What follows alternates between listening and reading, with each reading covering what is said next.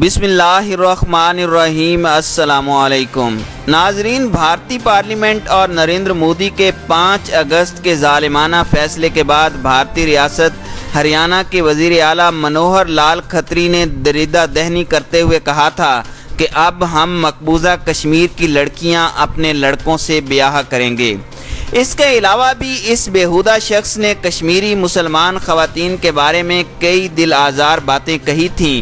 یہ الفاظ اس قدر غیر اخلاقی اور غیر انسانی تھے کہ خود بھارت کے اندر سے منوہر لال کے خلاف کئی آوازیں اٹھیں۔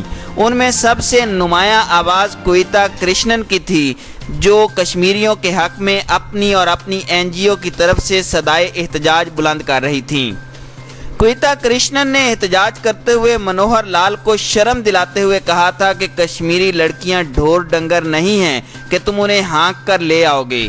اسی احتجاج کے کارن کویتا کرشنن بھارتی وزارت داخلہ کی طرف سے کئی پابندیوں کا سامنا کر رہی ہیں۔ مقبوضہ کشمیر کے حق میں کویتا کرشنن کی آواز سے یہ عیاں ہوتا ہے کہ اس میں کوئی شک نہیں کہ ابھی سارے بھارتیوں کا ضمیر سویا نہیں۔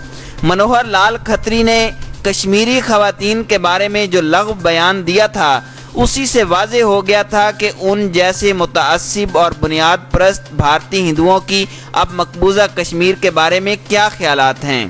اپنے تئیں مقبوضہ کشمیر کو بھارت میں ضم کرنے کے فیصلے کے بعد بھارتیوں کا سب سے بڑا خواب یہ ہے کہ مقبوضہ کشمیر کی زمینوں پر قبضے کیے جائیں اور کشمیر میں مسلمانوں کی اکثریت کو اقلیت میں بدل دیا جائے۔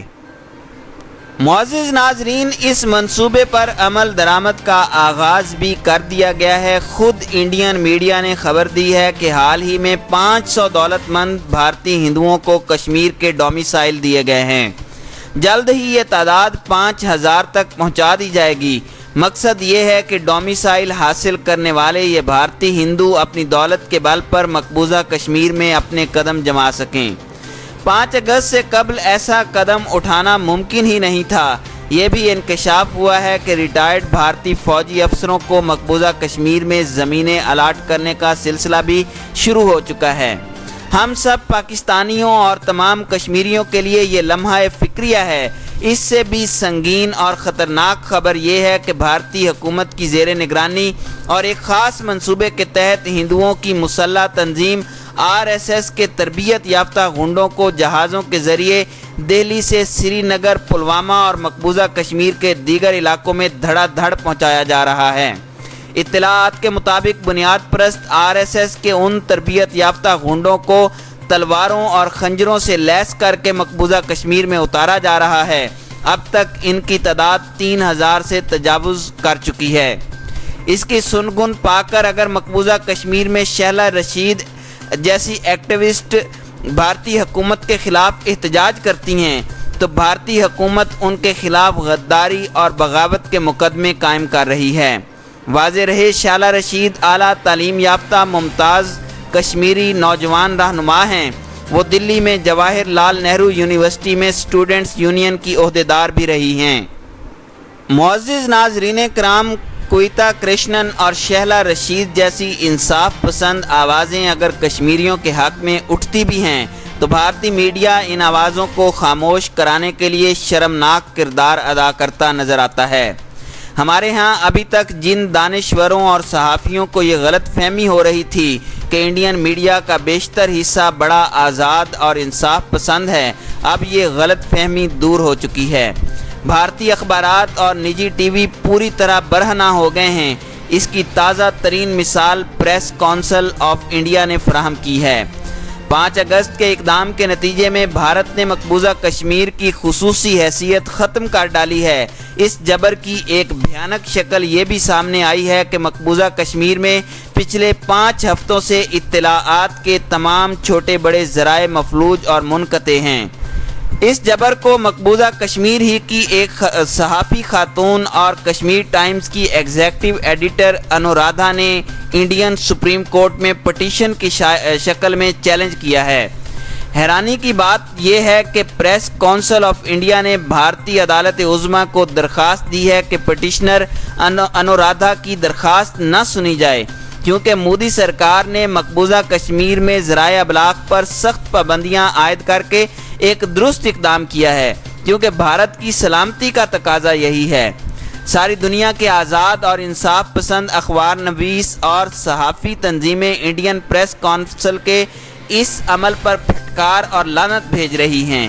معزز ناظرین، دنیا بھر میں انسانیت نواز حلقے حیران ہیں کہ مقبوضہ کشمیر میں نریندر مودی کی خون آشامیاں جاری ہیں، لیکن اس کے باوجود مودی کو کئی مسلمان ممالک کی طرف سے اعلیٰ ترین سویلین ایوارڈز دیے جا رہے ہیں۔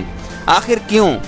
پہلے یہ ایوارڈ سعودی عرب کی طرف سے خونی مودی کے گلے میں ڈالا گیا، پھر متحدہ عرب امارات نے بھی اپنا اعلیٰ سویلین ایوارڈ کشمیریوں اور بھارتی مسلمانوں کے قاتل مودی کے گلے کی زینت بنایا۔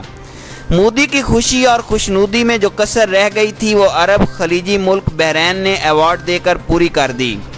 ایسے میں عالم مغرب کیوں پیچھے رہتا؟ چنانچہ اب ہم دیکھتے ہیں کہ امریکہ کی ممتاز اور معروف شخصیت بل گیٹس کے ادارے بل اینڈ میلینیا گیٹس فاؤنڈیشن نے بھی بھارتی وزیر اعظم نریندر مودی کو اپنا اعلیٰ ایوارڈ دینے کا اعلان کر دیا ہے۔ مگر مودی کی خدمت بل گیٹس کے ادارے کی طرف سے یہ کہا گیا ہے کہ کیونکہ مودی جی کی زیر نگرانی بھارت کے کئی دیہاتوں میں ٹوائلٹس کی سہولیات فراہم کی گئی ہیں، اس لیے صفائی کے اس بہترین نظام کی فراہمی پر مودی کو یہ ایوارڈ دیا جانا چاہیے۔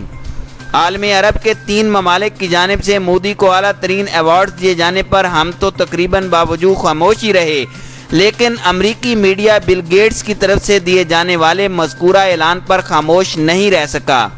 چنانچہ 7 ستمبر 2019 کو مشہور امریکی اخبار واشنگٹن پوسٹ نے اپنے صفحہ اول پر اس اعلان کے خلاف ایک طویل تجزیہ شائع کیا ہے۔ یہ تجزیہ 2 انصاف پسند ہندو دانشوروں نے لکھا ہے۔ ان میں سے ایک صاحب ارجن سنگھ سیٹھی امریکہ کی جارج ٹاؤن یونیورسٹی میں قانون کے پروفیسر ہیں۔ تجزیے میں کہا گیا ہے کہ نریندر مودی کے ہاتھ بھارتی مسلمانوں، دلتوں اور کشمیریوں کے خون سے رنگے ہوئے ہیں، لیکن حیرت انگیز بات یہ ہے کہ ان ستم ظریفیوں کے باوجود بل اینڈ میلنڈا گیٹس فاؤنڈیشن نے مودی کو اپنے ادارے کا معزز ایوارڈ دینے کا اعلان کر دیا ہے۔ امریکی اخبار نے مطالبہ کیا ہے کہ بل گیٹس کے ادارے کی طرف سے یہ ایوارڈ مودی کو ہرگز نہیں دینا چاہیے۔ واشنگٹن پوسٹ نے بل گیٹس کو شرم تو دلائی ہے، دیکھتے ہیں مودی کے خلاف اس مطالبے پر عمل بھی کیا جاتا ہے یا نہیں۔